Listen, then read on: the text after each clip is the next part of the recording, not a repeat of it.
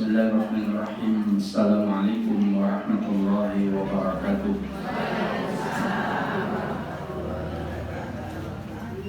Alhamdulillah, thumma alhamdulillah. Alhamdulillahilladzi bi ni'matihi tatimmus shalihat wa bi fadlihi tatanazzalul khairat wal barakat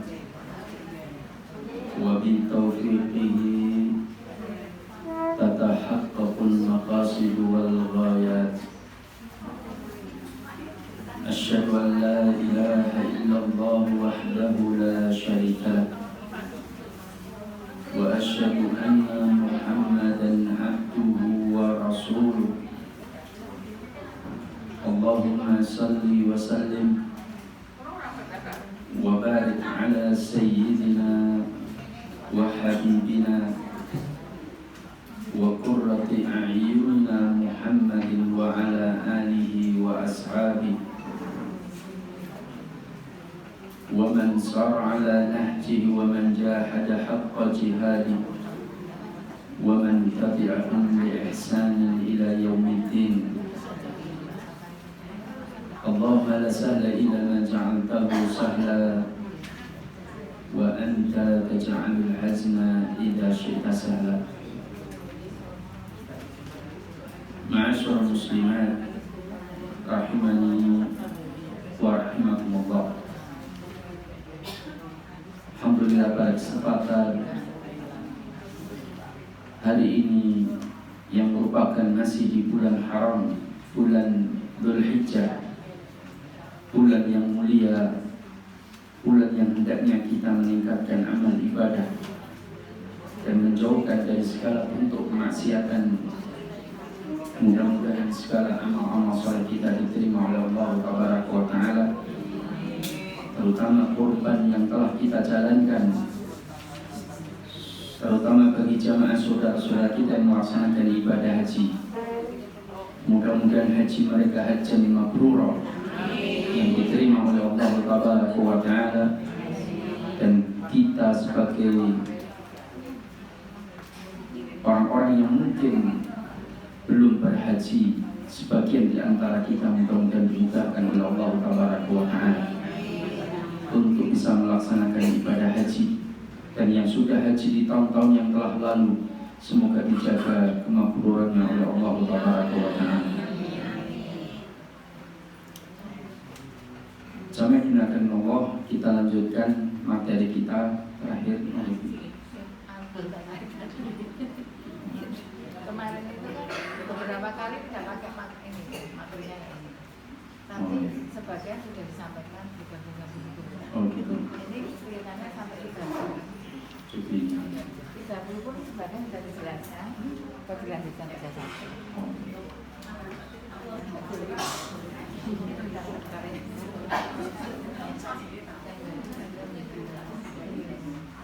Berarti syirkah sekarang ya kita tahu.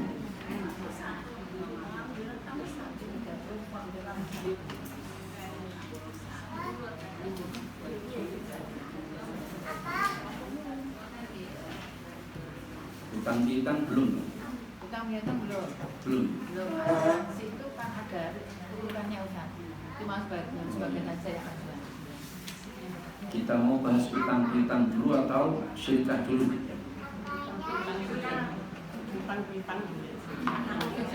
Utang piutang dulu atau syirkah dulu? Syirkah itu berapa Ustaz? Tapi syirkah ini panjang. Utang piutang satu. Utang piutang dulu.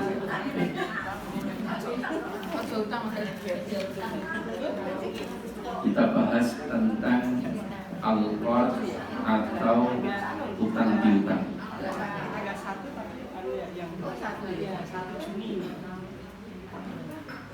Jamaah dimuliakan Allah,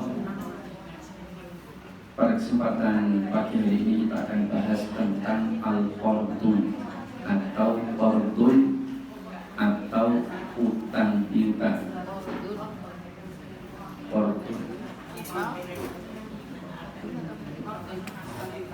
Ya. Mana yang bukan?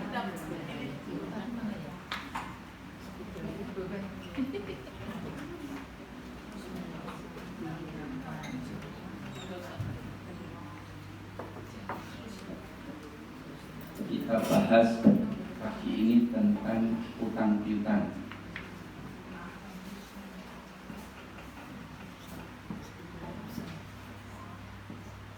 Qardun.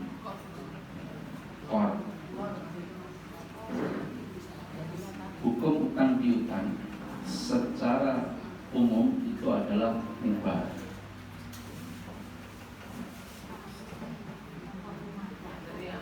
Atau ibah.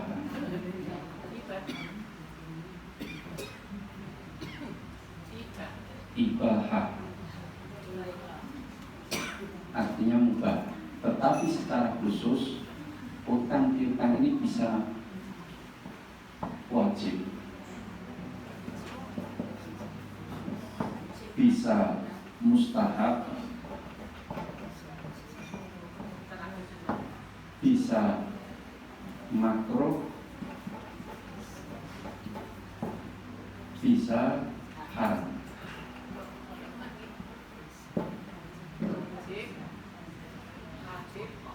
Mustahab, mustahab, mustahab, mustahab itu sunnah, sunnah. Iya. Cuman kenapa kok saya lebih suka menyebutnya mustahab? Karena kadang-kadang sunnah itu dipersempit maknanya hanya sebatas dikerjakan dapat pahala, ditinggalkan tidak berdosa, kan itu kan? Itu sunnah pengertian hukum, paham ya? Sunnah pengertian hukum. Adapun sunnah dalam pengertian semua perkataan, ketetapan, keputusan, kemudian perintah, perbuatan, sifat Rasulullah itu adalah sunnah. Contoh, paham ya? Bisa dibedakan ya? Kalau jadi pelajari tentang ilmu hadis misalkan, apa yang dimaksud dengan sunnah? Semua ketetapan, perintah, aturan, semua apapun yang ditetapkan oleh Rasulullah, baik itu perkataan, perbuatan, ketetapan, kemudian bahkan perilaku Rasulullah SAW itu menjadi sunnah. Kalau sunnah ini pengertian seperti ini kemudian digabungkan dengan apa tadi? Digabungkan dengan kalau dikerjakan dapat pahala, kalau ditinggalkan tidak dapat dosa, ini jadi rancu, paham ya? Betul atau tidak? Tidak sesuai. Nah itu makanya sebagian orang lebih suka menyebutnya mustahab, yang secara pengertian artinya dianjurkan. Contoh, kalau sunnah itu semua perkataan, semua perbuatan, semua ketetapan, dan bahkan sebagian ulama menyebutkan sifat dan perilaku Rasulullah itu menjadi sunnah, maka makan dengan tangan kanan itu sunnah atau tidak? Sunnah, karena Rasulullah perintahkan qul samillah wa qul biyaminik wa qul mimma yalik. Bacalah bismillah, kemudian wa qul biyaminik, makanlah dengan tangan kananmu, dan makanlah yang paling dekat dengan itu perintah Nabi. Betul atau tidak? Berarti ini sunnah. Kenapa? Karena perintah Rasulullah. Semua perkataan, semua perbuatan, semua ketetapan, dan apa yang dilakukan Rasulullah itu adalah sunnah. Kalau begitu makan dengan tangan kanan itu sunnah, iya. Oh berarti kalau begitu, kalau dikerjakan dapat pahala, terus tidak dikerjakan tidak dapat dosa. Begitu? Kan enggak cocok, paham ya? Paham maksud saya? Makanya sunnah itu ada dua pengertian. Sunnah pengertian secara luas umum, dengan sunnah dalam pengertian hukum. Paham ya? Hukum sunnah dalam pengertian hukum itu tidak sampai wajib, tapi dianjurkan ya. Maka saya lebih suka menyebutnya, para ulama menyebutkan mustahab. Nah sekarang saya mana tadi? Hukum qard atau utang piutang. Apa pengertian utang? Tahu pengertian utang? Utang sama pinjam sama atau beda? Kalau pinjam itu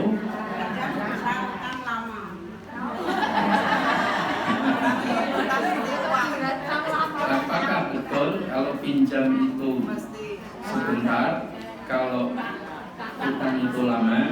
Ya belum tentu juga. Apakah betul kalau utang itu uang, kalau pinjam itu barang? Betul tidak? Juga belum tentu. Rasulullah SAW pernah utang kepada seseorang. Apa tahu utangnya? Domba. Lalu Rasulullah mengembalikannya juga domba. Dalam riwayat Imam Ahmad Ibnu Hanbal, itu menunjukkan tidak semua utang itu harus berbentuk uang.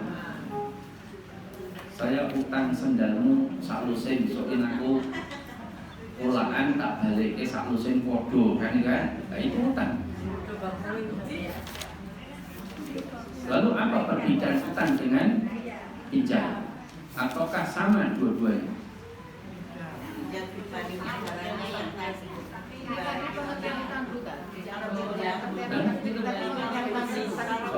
Perbedaannya. Pengertiannya kita belum ngerti.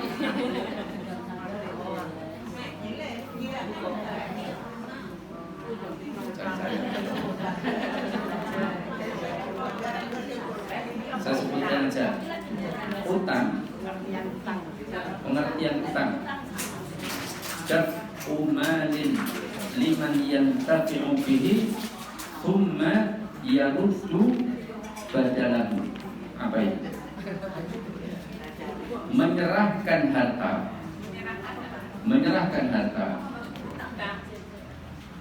kepada orang lain, menyerahkan harta kepada orang lain untuk dimanfaatkan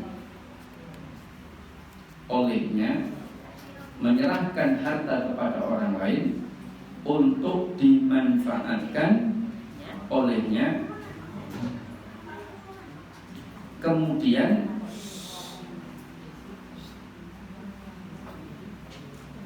mengembalikan penggantinya,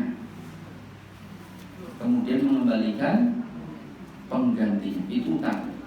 Menyerahkan harta kepada orang lain untuk dimanfaatkan olehnya, kemudian mengembalikan penggantinya. Di sini ada kata kunci badal. Badal itu pengganti. Tsumma yarudduhu, kemudian dia mengembalikan badalahu, penggantinya.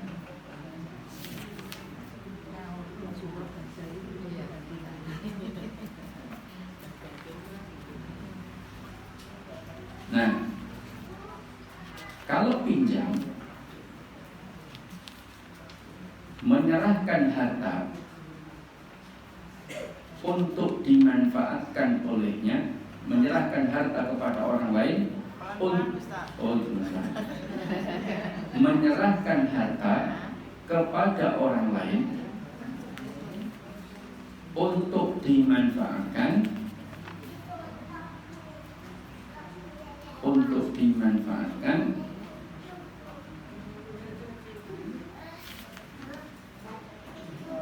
kemudian dikembalikan.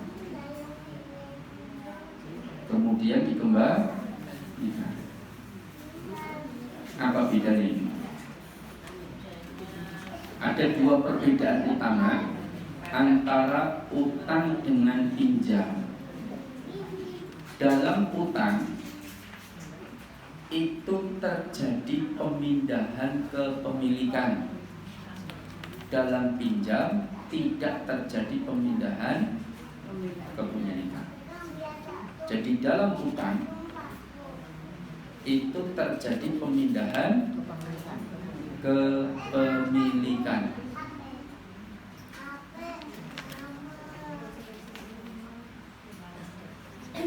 Tetapi dalam dalam pinjam tidak terjadi pemindahan kepemilikan.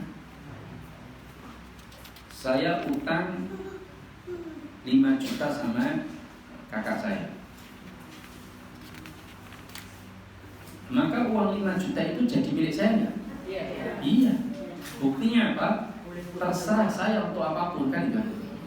Mau saya gunakan untuk beli rambak,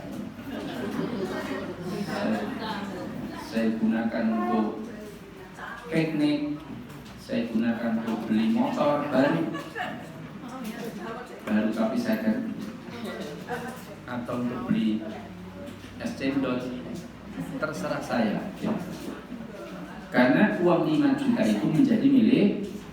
Tapi kalau saya pinjam, Mas, pinjam duit emasmu itu kan ya, bawa duit emas 10 keping, saya pinjam duitmu, apakah jadi milik saya? Tidak, saya cuma lihat kok, tak pegang-pegang, tak lus-lus, tak sawang-sawang, masih koyong ini loh kan gitu. Nah, itu dalam artian pinjam. Atau kakak saya baru ngitung duit misalnya, kepoan atau anak saya lah, baru ngitung duit 3 miliar. Kepoan itu banyak. Terus saya bilang, nilai duitmu bapak berapa pak? 500 juta. Si kepoan itu tangguh bantal. Ini sebentar. Saya taruh di depan, di kepala, kemudian saya tidur di atasnya. Rasanya anyep, rasanya tenang misalnya. Misalkan malah mampu duit mumet ya. Misalkan saya pakai bantal kan nggak ada bantal. Jadi duitmu 500 juta ini dijajar, taruh sini data, tidur di atasnya. Saya jadikan bantal. Maka uang itu jadi milik saya? Tidak, saya cuma sekedar pinjam. Paham ya? Nah, yang kedua, perbedaan utang dengan pinjam itu, dalam utang yang dikembalikan adalah penggantinya, paham? Badalnya. Tapi dalam pinjam yang dikembalikan zatnya sama, paham ya? Ya. Bukan karena utang suwe, pinjam delok, bukan. Ya. Utang juga bisa sebentar, pinjam juga bisa lama. Ya. Saya pernah dipinjam jas saya, jadi belikan jas mahal waktu itu, wong justru itu kok pulau tompo-tompo mau. Dipinjam teman saya sudah 15 tahun dengan iya, sudah 15 tahun belum. Jas itu dipinjam masih baru, sampai sekarang belum. Artinya pinjam bisa bisa ora maka ya inilah namanya pinjam dengan utang, itu perbedaan. Kenapa? Utang kenapa? Ya, badal itu penggantinya. Misal saya utang jas, ya kan, mereknya Ya bisa utang jas. Saya utang jas misalkan ya. Kan jas itu kan bermerek banyak. Saya utang jas merek Paijo Collection misalkan. Paijo Collection sangat terkenal ahli jas ya. Berasal dari kota Imogiri. Kemudian saya beli tadi jas satu setel harga 1,5 juta. Saya beli ukurannya L, kainnya kain wool domba Jepang misalnya. Kemudian harga 1,5 juta. Ukurannya L. Terus datang saudara, "Bukui jasmu tak utang sih, retak durabi." Terus sampai nanti didik tak tukoke jas sing mereke podo Paijo Collection ukurannya L, warnanya ngono kuwi mirip-mirip lah. Pokoknya setara. Gimana? Ya tidak apa-apa. Utang atau pinjam dia? Utang, paham? Karena jas saya jadi milik dia. Paham? Cuma nanti setahun kemudian dia beli lagi jas yang mirip dengan jas saya, paling tidak nilainya sekelas. Kemudian saya terima dengan sama kelasnya, atau mungkin karena bermereknya sama, sama-sama Paijo Collection, sama-sama bulu domba wool bulu domba dengan warna yang mirip-mirip lah. Saya terima, tidak masalah, yang penting kelasnya sama. Maka saya terima. Boleh nggak? Boleh. Apakah itu utang? Utang, paham? Karena dikembalikan penggantinya. Jas yang diutang tadi yang pertama itu menjadi milik dia. Sedangkan saya diganti dengan jas yang lain, tapi mereknya sama, ukurannya sama, kelasnya juga sama. Ya ada masalah, itu utang. Rasulullah pernah utang domba, lalu ketika mengembalikan ternyata nggak ada domba yang serupa. Sahabat bertanya Rasulullah, saya sudah keliling-keliling, nggak ada domba yang serupa sesuai dengan engkau yang tetapkan kriterianya. Terus adanya gimana? Yang lebih bagus ya Rasulullah. Kalau begitu belilah yang lebih bagus. Sebaik-baik orang yang mengembalikan utang adalah yang lebih baik. Ini yang kemudian dijadikan dasar oleh Imam Ahmad dan para ulama yang lain, bahwa boleh mengembalikan utang itu dengan jumlah atau kondisi yang lebih baik, tapi dengan syarat tidak boleh ditetapkan, dipersyaratkan di awal. Paham? Kowe tak utangi ibu kula mboten njaluk bunga haram. Ini yang ngerti dhewe adabe wong utangi balike luwih itu enggak benar, enggak boleh. Paham? Itu sudah kode keras. Sudah kode enggak boleh. Maka betul-betul niat membantu. Jangan berharap dikembalikan lebih bagus. Cuman ternyata dia mengembalikan dengan lebih bagus, tidak ada masalah, terima saja. Paham? Nah, ini adalah kaidah di dalam utang piutang. Perbedaan antara utang dengan pinjam. Sekarang makanya ada pinjol, pinjaman orang. Itu sebenarnya bukan pinjol, tapi ujol. Ujol itu utang, utang online. Ada pinjol itu kan berarti pinjaman online. Ini utang online. Karena kenyataan ketika kita diberi utang 50 juta, uang itu jadi milik kita enggak? Jadi milik kita. Terus kita belanjakan, ya kan? Kemudian ketika mengembalikan, kita kembalikan dengan uang nomor serinya beda. Paham? Berarti yang dikembalikan apa? Penggantinya. Berarti ini utang bukan pinjam. Cuma di Indonesia sudah salah kaprah sejak dulu kerajaan Majapahit.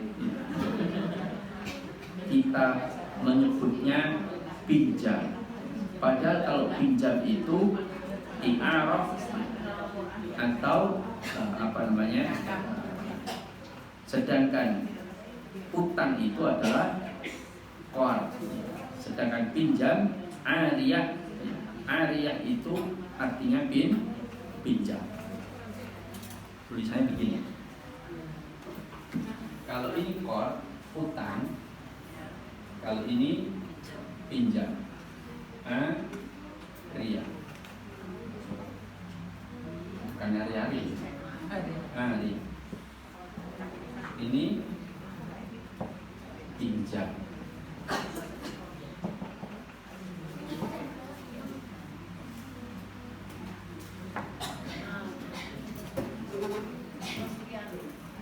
Atau i'arah.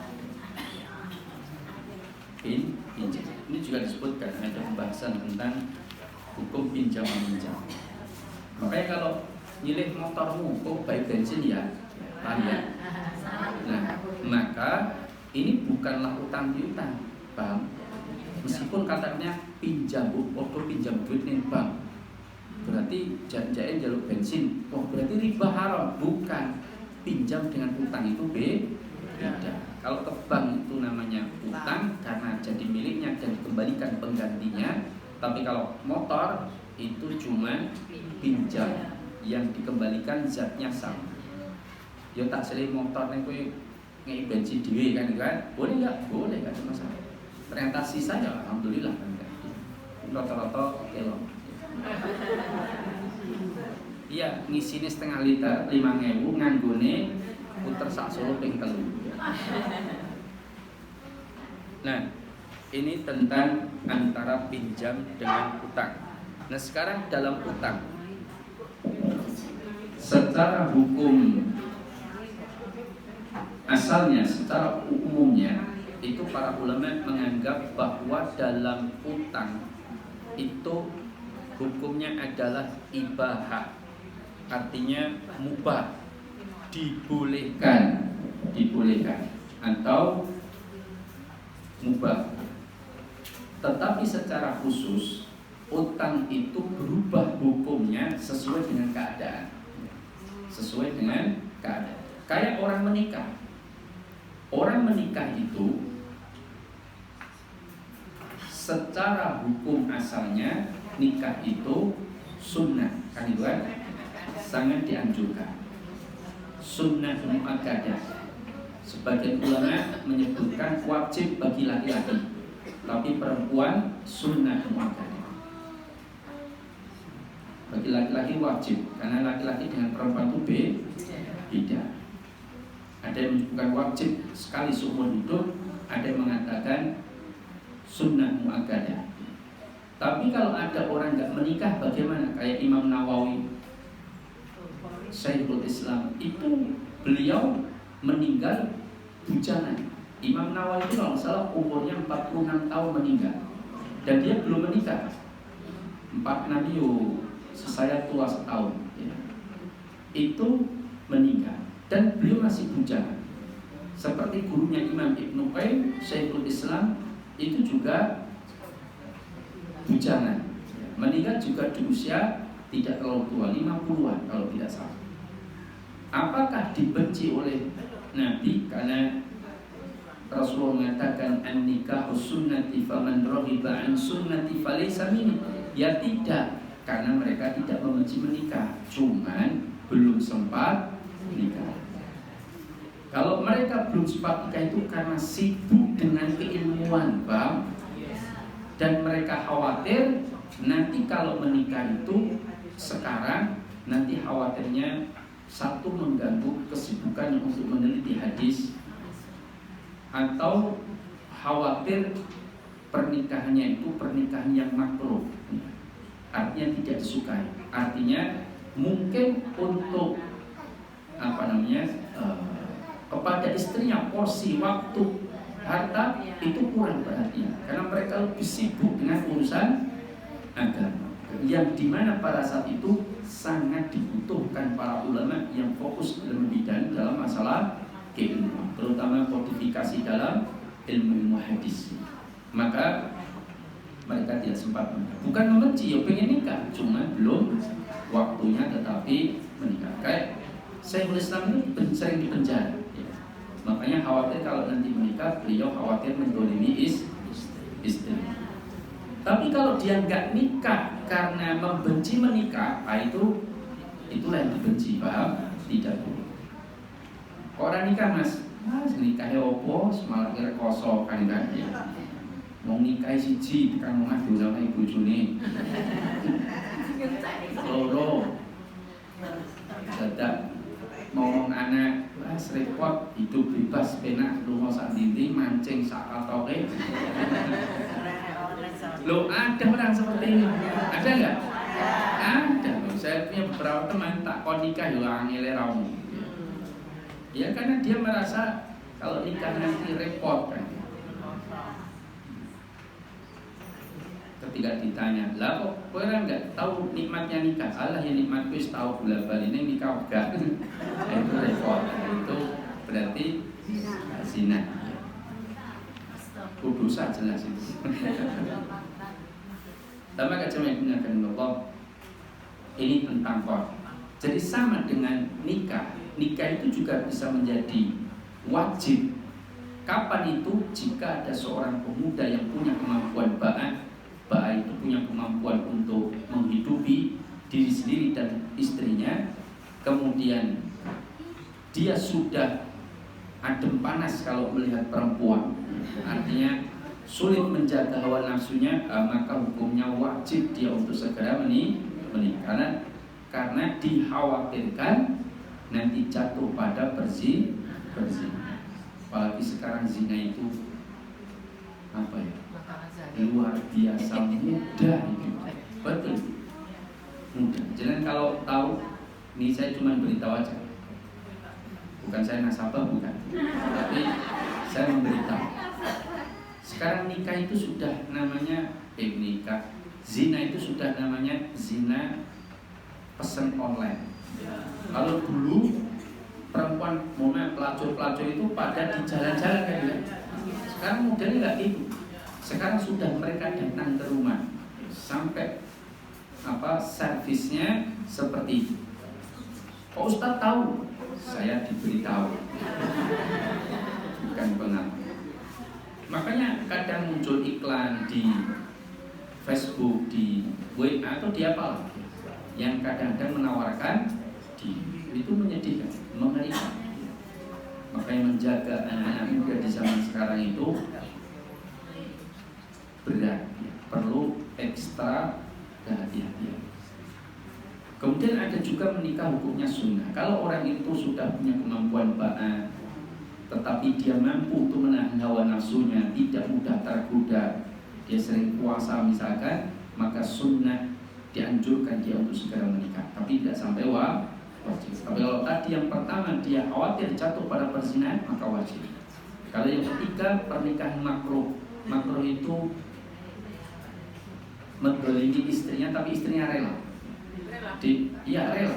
Misalkan aku ini pelajar, saya kalau nikah sama kamu sering tak tinggal. Saya kuliah di luar negeri, saya belajar macam-macam, saya belum bisa memberikan nafkah yang layak. Tidak apa-apa mas, yang penting aku dapat dirimu misalnya. Karena ada yang begitu. Tunggu sampai di telaga, di dermaga, Banyumanik misalnya. Semarang mana? Oh Tanjung Mas ya. Oh Rawamangun. Ya pokoknya itulah. Nah artinya itu makruh. Tapi kalau haram, nah dia menikah tapi memang niat mendolimi istrinya, itu haram hukum. Termasuk menikahi wanita yang sehat, dia tahu bahwa dirinya kena penyakit haid menikah. Kemudian dia menularkan penyakitnya, itu tidak boleh.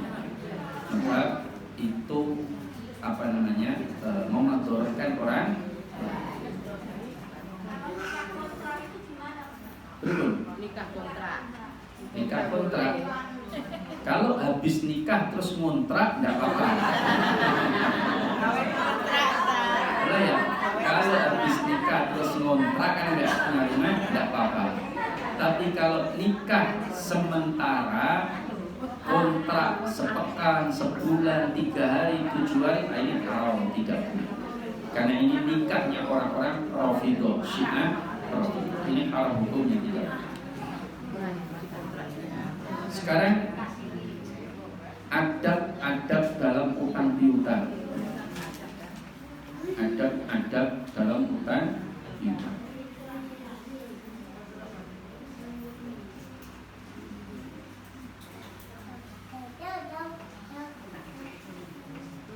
Pertama, jangan berhutang kecuali ada kebutuhan. Jangan berhutang kecuali ada kebutuhan. Meskipun utang untuk memenuhi keinginan boleh, tapi sangat tidak dianjurkan. Paham ya? Kenapa? Karena utang itu sebetulnya sesuatu yang berat. Orang kalau tahu kalau meninggal masih punya utang itu sesuatu yang berat, orang itu tidak mau berutang. Makanya apalagi kalau meninggal utangnya oke, di mana-mana pula, ya Allah, ini apa ya, mengerikan. Makanya sampai Rasulullah itu apa namanya, memperlihatkan wajah yang begitu sangat sedih ketika melihat setelah menguburkan jenazah, tiba-tiba Rasulullah SAW menatap ke arah langit, lalu kemudian tertunduk sampai kata Ibnu Jasi, kami semua tidak berani bertanya ada apa dengan Rasulullah. Maka besoknya kami pun bertanya kepada Rasulullah, ya Rasulullah, kemarin ada apa kok kelihatan sedih? Ternyata Rasulullah, beliau itu sangat mengkhawatirkan umatnya itu disiksa. Maka Rasulullah mengatakan, "Lau anna rajulan qutila fi sabilillah, thumma ahya, thumma qutila, thumma ahya, thumma qutila, wa alaihi dainun ma dakhala al-jannah." Orang itu andaikan mati syahid 3 kali sekalipun, paham ya? Jadi mati diuripke, perang meleh, mati lagi, dihidupkan lagi, mati lagi, perang lagi, mati lagi, 3 kali dia mati syahid, wa alaihi dainun, dia masih punya utang. Mada falal jannah, dia terhalang untuk masuk surga. Sampai kapan? Ini ada lanjutannya. Hatta yuqdo anhu dainuhu, sampai urusan utangnya diselesaikan. Paham? Makanya orang yang sudah meninggal itu berharap betul ada yang menyelesaikan utang.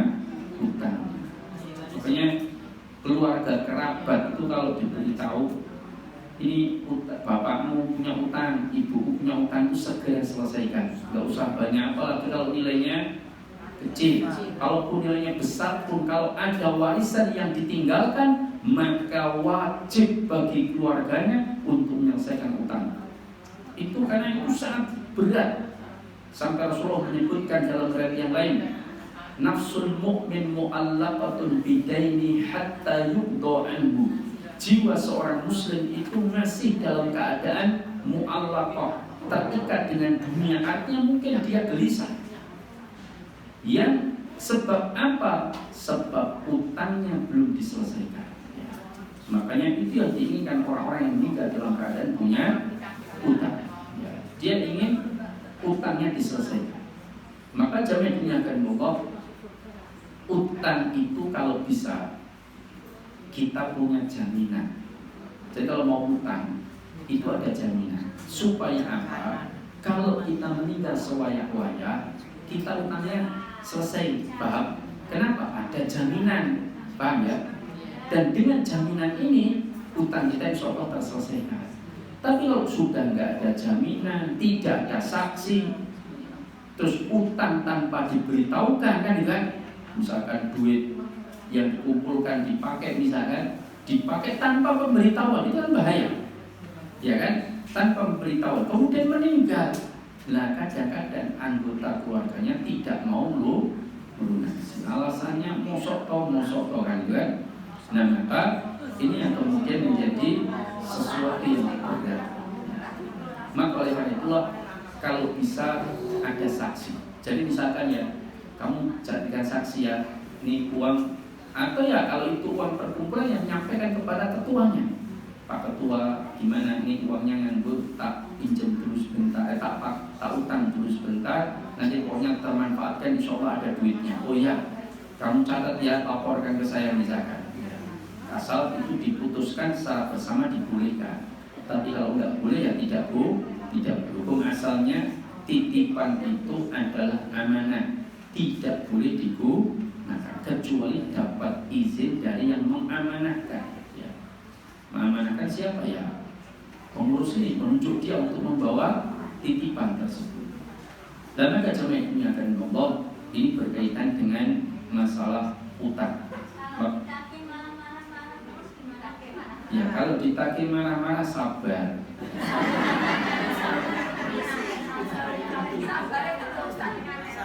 Sing utang kowe galak. Sing utang kowe. Ya zaman sekarang memang ya utang uangnya galak-galak. Sing utang malah uangnya kalem-kalem. Ya. Gimana?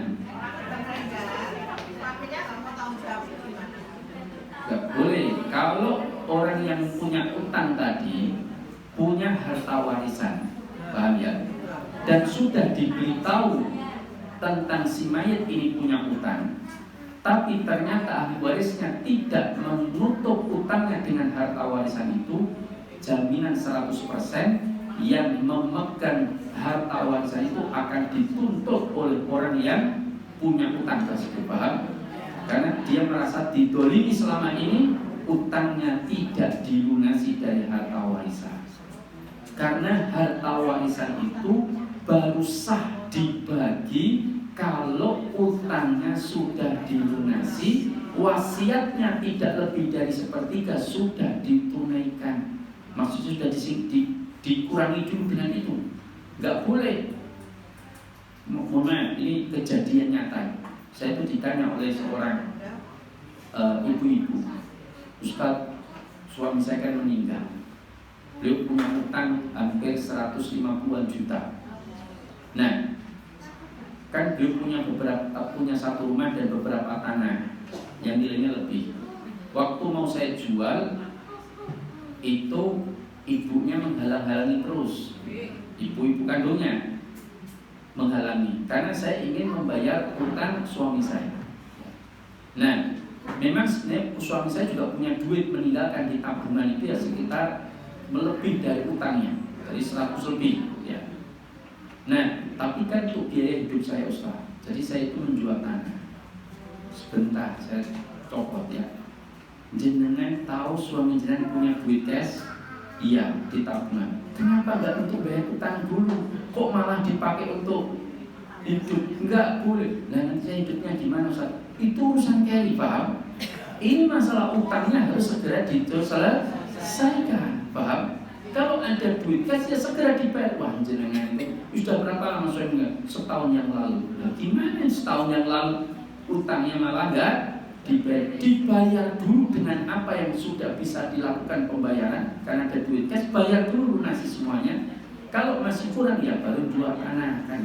Masalah jenengan hidup ya jenengan gimana caranya hidup tanpa suami kan? Ya aset yang ada dijual nggak ada masalah, tapi utangnya segera diselesaikan. Rasulullah itu pernah satu ketika mau mensolatkan jenazah. Jenazah sudah disiapkan, mau disolatkan, ternyata malaikat Jibril memberitahu dia masih punya utang 2 dinar, belum dibayar. Rasulullah mundur, tidak berkenan. Kenapa Rasulullah mundur? Ini Rasul itu fatonah cerdas. Beliau mundur satu, tidak menyolatkan sebab dia masih punya utang. Tapi sebenarnya tindakan Rasulullah itu adalah bentuk rasa kasihan kepada yang punya utang. Kalau Rasulullah mundur, tapi bukan berarti nggak boleh disolatkan, tetap boleh. Rasulullah menyuruh sahabat untuk mensolatkan, tapi Rasulullah tidak mau. Maka salah satu sahabat mengatakan, kalau tidak salah Abu Qatadah, dia mengatakan, ya Rasulullah, kenapa engkau tidak sholat? Karena orang masih punya utang. Maka Abu Qatadah mengatakan, ya Rasulullah, utangnya saya yang nanggung, saya yang akan membayar. Maka habis itu Rasulullah senang dan kemudian mensolatkan jenazah tersebut. Setelah beberapa hari didatangi itu Abu Qatadah oleh Rasulullah, ketemu, ya Abu Qatadah, sudah kamu bayar belum? Lupa ya Rasulullah. Rasulullah suruh segera membayar. Itu menunjukkan si mayit ketika di dalam alam barzah itu masih punya urusan utang, itu jiwanya masih mu'allaqah.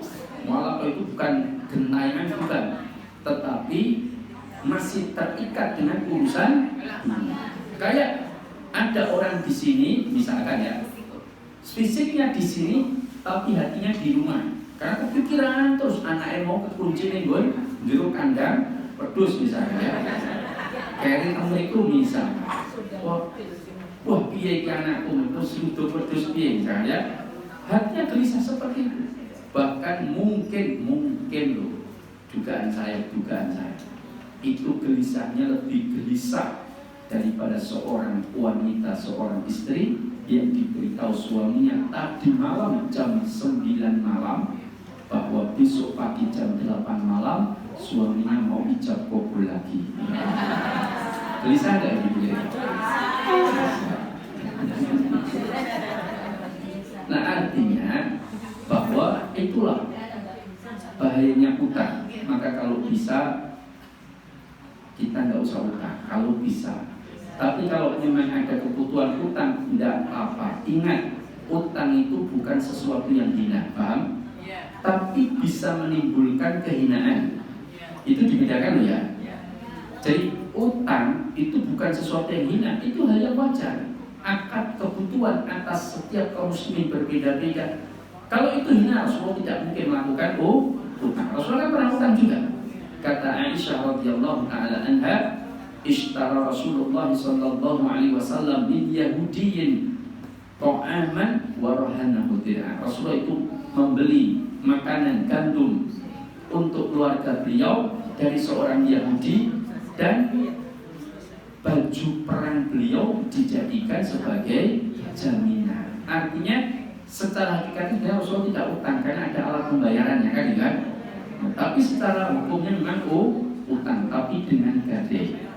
Jadi lebih aman. Makanya kalau utang itu pakai jaminan. Bisa kan dosa kita sama orang yang utang sama kita. Dosa kita? Ya dosa saya sama diutangi rambayar, misalkan ya. Saya operkan sama dia yang utang sama saya. Ya.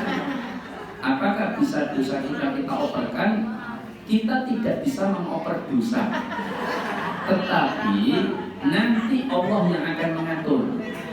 Jadi kalau nanti di akhirat ternyata amal pahala yang dilakukan oleh orang yang berhutang tadi mau diambil untuk dikasihkan kepada orang yang diutangi nggak bayar-bayar, itu ternyata habis, kan amalnya habis, maka dosa yang diutangi diambil senilai dengan uang yang diutangkan untuk diberikan kepada yang utang tidak bayar. Jadi saya ngopere Gusti Allah maupun kita opere kira-kira dosa ini sore kan ya, nggak bisa. Itu Allah yang mengatur. Nanti pengadilan Allah yang menghitungnya dengan sangat adil. Jadi nggak usah khawatir. Tidak ada hak kita. Piutang itu kan hak kita. Yang diambil orang, yang tidak dibayar, harta kita yang dicuri, yang dipinjam tidak dikembalikan, nggak usah khawatir. Semua jaminan 100% pasti akan kembali. Kalau nggak di dunia, di akhirat. Jadi nggak usah khawatir. Bisa jadi Allah nanti akan mengembalikan harta dia di akhirat plus juga di dunia. Misal, pernah dengar kisah kan? Kisah seorang Nabi yang melihat sebuah telaga. Yang telaga itu ternyata ada orang panglima dengan pasukan kecilnya minum di telaga tersebut kemudian pergi. Ternyata kantong emas yang dia bawa itu tertinggal di telaga tersebut. Ada anak kecil lari-lari kemudian lihat emas, diambil, dia minum, kemudian dia pergi. Datang orang tua yang sudah sepuh ke telaga tersebut untuk minum. Tiba-tiba panglima pasukan dengan pasukannya tidak datang lagi. Lalu bertanya kepada Pak Tua, saya ketinggalan uang emas di sini. Di mana kamu sembunyikan? Saya nggak tahu. Wah, nggak mungkin, nggak ada siapapun kecuali engkau. Saya pergi tidak lama. Pasti kamu yang mencuri. Saya betul tidak tahu. Maka diambil itu pedang, ditebas lehernya. Salah nggak orang tua ini? Salah nggak ibu? Orang tua ini salah nggak? Menurut jenengan, tapi salah. Di mana letak kesalahannya? Mari kita lanjutkan kisahnya. Makanya kita itu membaca takdir dari kacamata kita. Allah itu maha mengetahui seluruhnya. Maka diberitahukan, adapun anak kecil tadi itu dulu punya orang tua, yang orang tuanya itu hartanya diambil senilai sekantong emas itu oleh panglima tadi. Paham? Maka Allah kembalikan meskipun orang tua itu sudah mati. Maka Allah jatuhkan agar diambil anaknya, agar harta bapaknya kembali kepada anak. Paham? Adapun orang tua yang dipenggal oleh panglima tadi, itu mantan hakim agung. Dia dulu pernah memutuskan perkara yang ternyata perkara orang yang diputuskan ternyata sebenarnya nggak bersalah. Tapi karena suap, kemudian dia putuskan dia bersalah dan dijatuhi hukuman mati. Dan siapakah yang dijatuhi hukuman mati ini? Adalah bapaknya panglima ini. Paham? Makanya inilah takdir. Makanya kita itu kadang-kadang hanya melihat, menilai hanya sesuatu yang kita lihat saja. Di balik itu nggak tahu kan? Setuju itu? Setuju. Monggo silakan. Tadi ada dalam kita nomor 1 jangan enam kecuali ada kebutuhan. Iya. Misalnya dagang misalnya itu kan biasanya ambil dulu barangnya nanti. Iya, bayarnya nanti. Ada kebutuhan kan untuk punya barang itu, ya tidak ada masalah, boleh. Tapi kalau bisa nggak utang itu lebih bagus, paham ya? Kalaupun kita utang dicatat ada saksinya itu lebih aman. Kalau ada jaminan itu lebih bagus lagi. Ya, makanya ini berkaitan dengan masalah ada. Jadi secara hukumnya kita dagang utang kadang utang seminggu boleh, tidak ada masalah. Karena kebutuhan kita berdagang kan juga. Cuman kalau bisa amankan. Karena kadang-kadang utang itu kalau nggak ada saksi, nggak ada catatan, nanti keluarga kita yang kita tinggalkan terus percaya ada bayar pun kan buat kita, ya kan? Kita yang bahaya. Maka pastikan dalam keadaan aman. Oh ya, mau sudah. Hutang itu andaikan tidak dibayar, insya Allah pasti akan menggantikan. Iya. Apakah itu berlaku kalau yang hutang itu juga tidak ikhlas? Mungkin hutang orang bayar misalkan. Iya. Masalah orang yang diutangi tadi, dia diutangi belum dikembalikan, terus muni-muni, orang sabar misalkan, apakah harta yang tetap, masalah hak tetap ada, paham? Mau muni-muni atau tidak? Nah, cuman kalau sabar dan tidak muni-muni dengan yang muni-muni dan tidak sabar, ini tentunya pahalanya beda, paham ya? Sing rela menunggu pembayaran terus dia memang tetap nagih tapi sabar tidak muni-muni, maka dia dapat pahala. Setiap hari dia memberikan waktu kelonggaran terus bertambah pahalanya terus. Bahkan ada pendapat sebagian ulama itu dianggap sehari seperti berinfak setengah dari harta yang diutangkan. Harta yang diutangkan.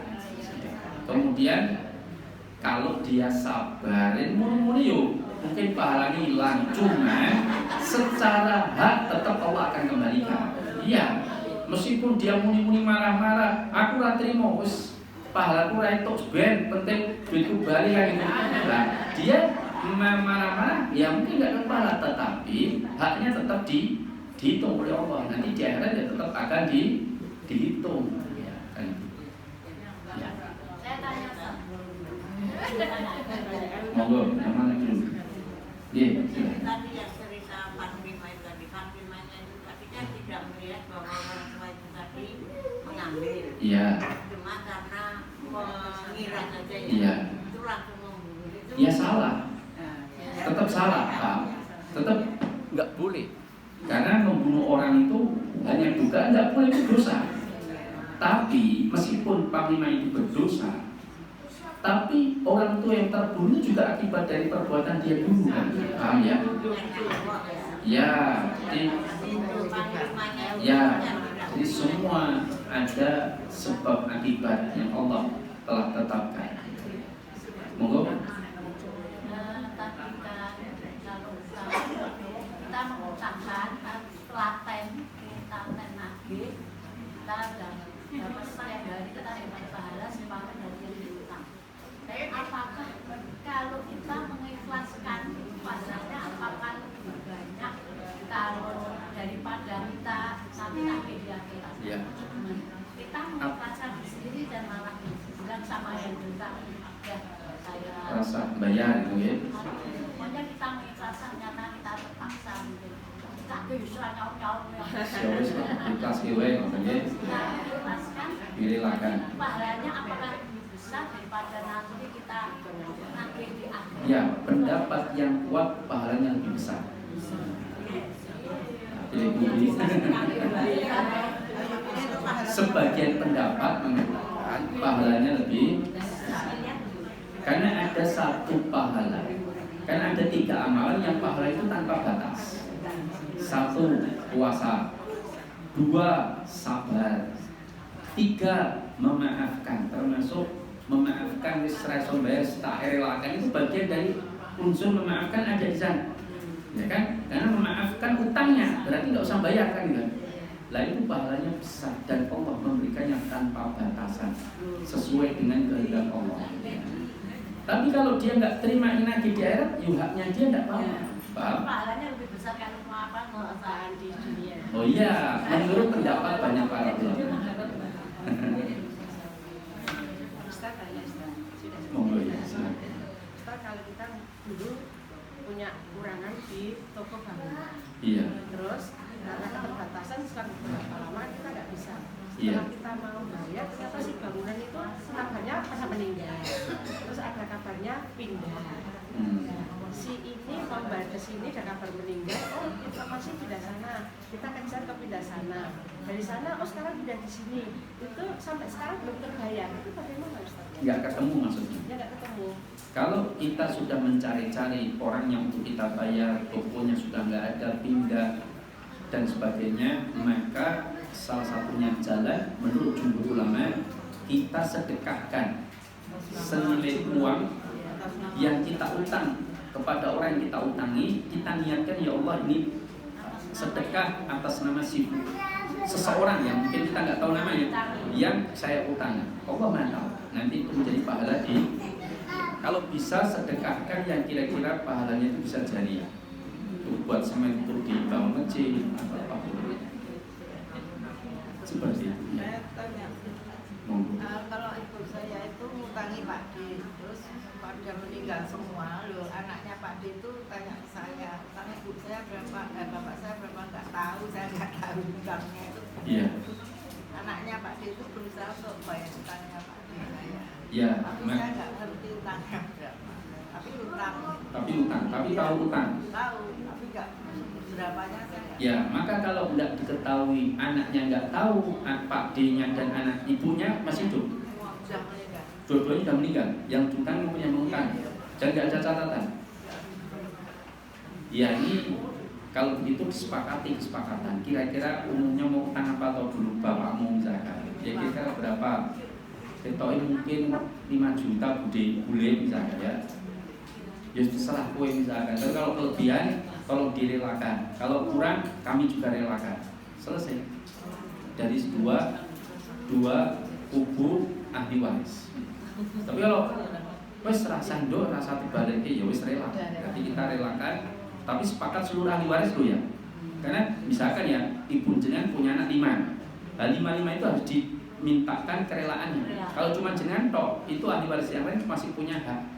Jadi urusan Pak D-nya belum selesai. Maka harus semua ahli waris dari kedua kubu.